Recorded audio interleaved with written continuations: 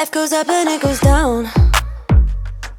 I know my mom taught me that. I figured why we fool around so little, and we keep track of time, being so serious. Idiots thinking it will matter, keep me company downtown before the clock runs out. Sun is shining, but the rain is welcome too. Friends are nearby, don't need another view. Time is not on my mind, but then it's you. Oh, I love it when the love comes around, and then I remember all things must pass. Good morning. I feel so good right now. After getting my workout in this morning, I just feel so energized and ready to tackle on the day. So I'm actually going to get started, but I did just want to let you guys know I did a Peloton workout, and Jess, I don't know if you guys have the Peloton app, but Jess is one of my favorite instructors to work out with, and she always just reminds you like, hey, you already did the hardest part, and the hardest part is showing up. And so just show up for your workout and you're already like halfway there. You know, I encourage everyone to start their day off with some sort of movement because it really just gets the good feelings going. So today I'm not actually seeing clients until the afternoon. So before that, I thought it would be important to do some marketing work. And I just want to let you guys know in January, it was really, really, really slow in terms of my private practice. Not in terms of like clients that I'm currently working with, but like getting new clients. So January last year, January 2021, was my first month doing my private practice full time, and I think I got like 18 requests for consults last January 2021. This year, let me actually count and check how many requests I got. So I actually just have to get my binder where I recorded. So yeah, last year in January 2021, 19 people reached out for consults, and then this year only 7 people reached out for consults in January. And of course, with me knowing more of my niche, I'm not actually doing a consult with everyone if they're not necessarily a good fit. So if someone tells me certain information in the description when they send me an email or give me a call and send me a voicemail, I will respond to them and let them know, hey, refer them out to other clinicians who might be a better fit if I don't necessarily specialize in that area. So pretty much, again, there were only like 7 people who reached out to me in January, which was really, really low in comparison to what I experienced last January. However, what's good about being able to network and having peers that are also therapists is that we get to talk to each other and see like, hey, is this just something that's on my end? Is this something that's happening amongst all of us? And so what I've heard back from like my supervision groups and even just talking to other friends that are therapists or social workers is that January has been like a very slow month typically. So January and February typically are slower months, and then things usually pick up in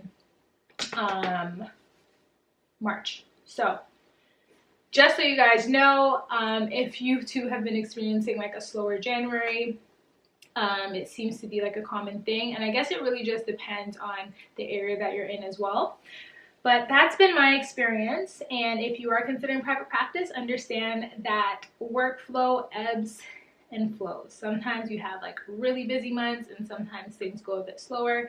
And so I think it's always super important to financially prepare for times when you might have slower months. So if y'all watched my last plan with me video, I planned out what my February month is to look like and what this week is to look like. This is like my monthly spread, and then which I showed you guys how I did, and then this is my weekly spread. Today is one of the busiest weeks that I have not the busiest week. Today's the busiest day that I have for the whole week, and that's by choice.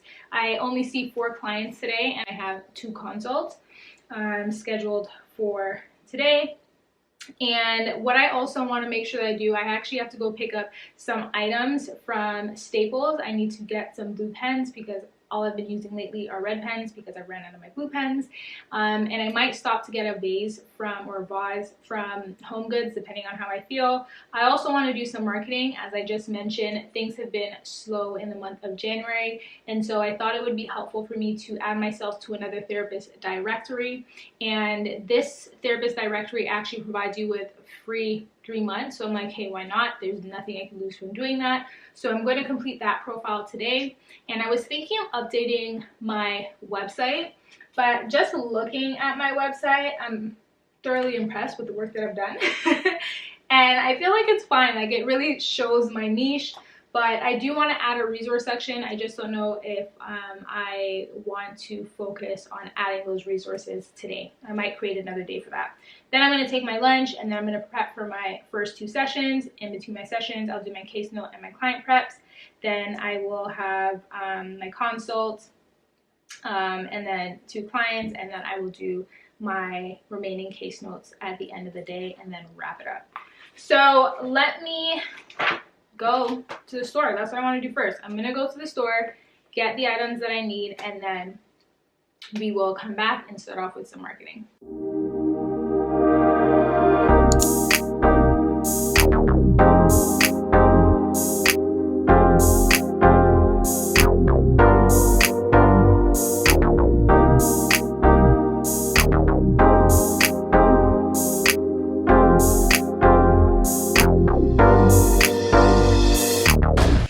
Beautiful people,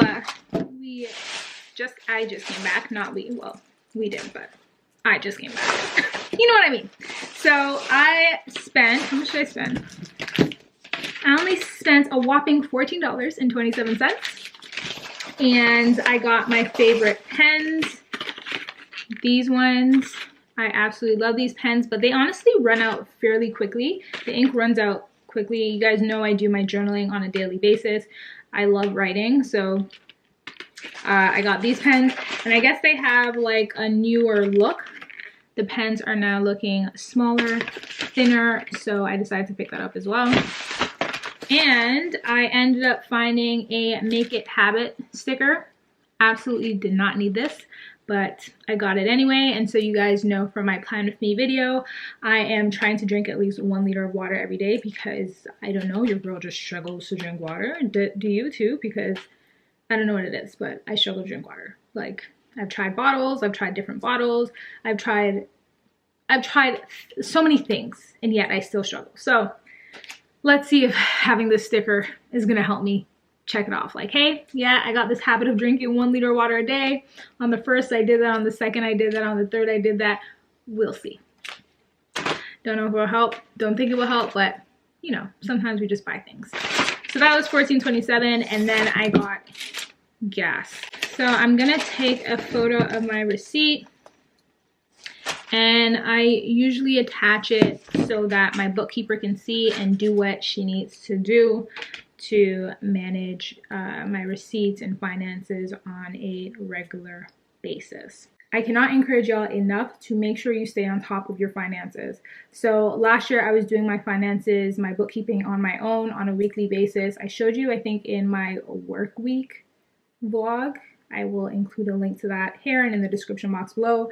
But I stayed on top of my finances so that now this time around when tax season is approaching, my accountant, he was able to ask me for my information. I was like, here you go, here are all my receipts, here's all the information, do what you gotta do with this. So now it's super easy for me to file, and I don't have to be running around with my head cut off or like being frustrated or overwhelmed because I have to collect all my receipts and all that kind of stuff. So I encourage you to stay on top of it on a regular basis.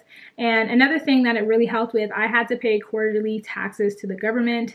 Any taxes that I made for my sales with clients, I have to pay to the government.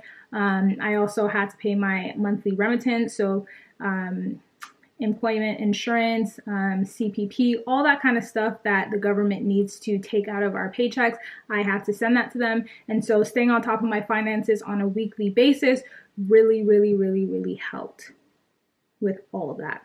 And I know this can sound very daunting if you are new to the accounting space or even just managing finances.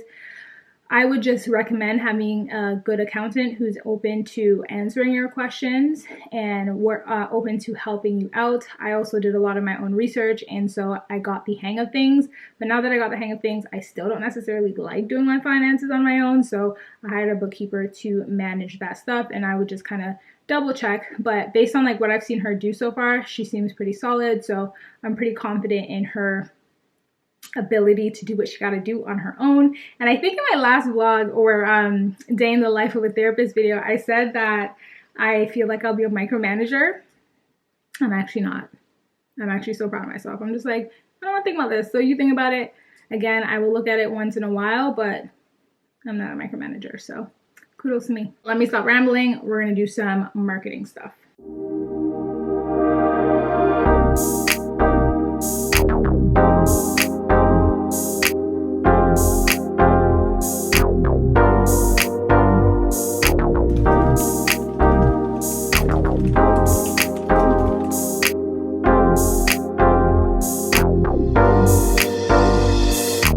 Honestly, y'all, I thought I'd be done with this today, but I'm gonna have to come back to this at another time. It's requesting that I give a lot of answers that I'm not necessarily in the mood to answer. That sounds so bad. It just requires me to do more work than I thought that I had to do to set up my profile. So for example, it's saying that I need to use original content. So ideally, I would like to copy the information from the other therapist directory that I'm on and input it onto this therapist directory, but they say that it actually messes up, I guess, search engine results, and of course, I don't want to do that. So I have to think of another way to rephrase my personal statement and describing my practice. Another thing that I'm not necessarily a fan of is that they ask you for the type of specialties that you have within your practice. So for example, anxiety or relationship and marriage counseling, self-esteem, whatever that is. And then for each specialty, you have to give a description. It's like, bro, no one's reading all of this stuff. So that's annoying, but it's required. So I'm going to have to really sit down and think about the language that I want to use for this whole platform. I was able to answer other things that are pretty straightforward and obvious, but in terms of the description, I will revisit that at another time. And girl is currently hungry, so I am going to get some food. Of course, I do have healthy food at home because my husband, he does the meal prepping on the weekends, but I honestly feel like buying healthy food. So I'm gonna go to one of my favorite gluten-free, dairy-free spots, and that is called Basil Box. So let's go.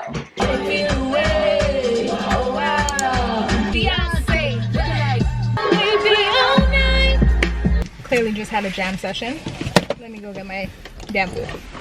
So, just got some food. I have to actually go into the mall to get Basil Box, and I wanted to browse, to be completely honest. I have a trip coming up next month, and I wanted to get some more pieces, possibly, but I honestly hate being rushed, so I thought, you know what, let me just come back another time. Show you guys what I got. This is my husband's. He's not gonna be home for like quite a few hours, but he loves Basil Box too, so I picked it up for him. He can warm it up when he gets home. I picked up Thai Pow chicken for my husband. He likes that spicy stuff. I don't like spices. I'm not a fan of spices. And for myself, I got a spring mix. So in the spring mix, instead of getting like a base of salad, because that's never filling enough for me, I got brown rice, I got tofu, and then I got peppers.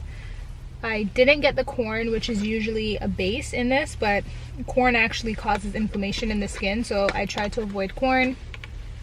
I got some chia seeds and some pickled veggies. Pickled veggies? Oh my god, they're so delicious. But yeah, I love tofu. I love pickled veggies. Like, this whole dish is a vibe. I'm about to yam this whole thing up before I get home. Watch. I'm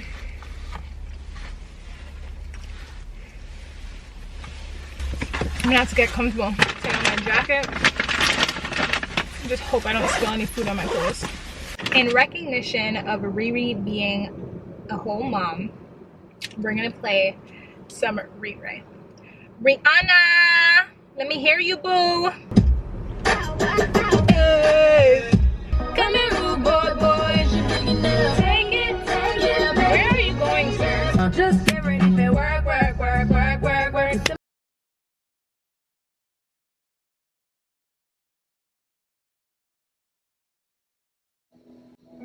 If it shifts anything.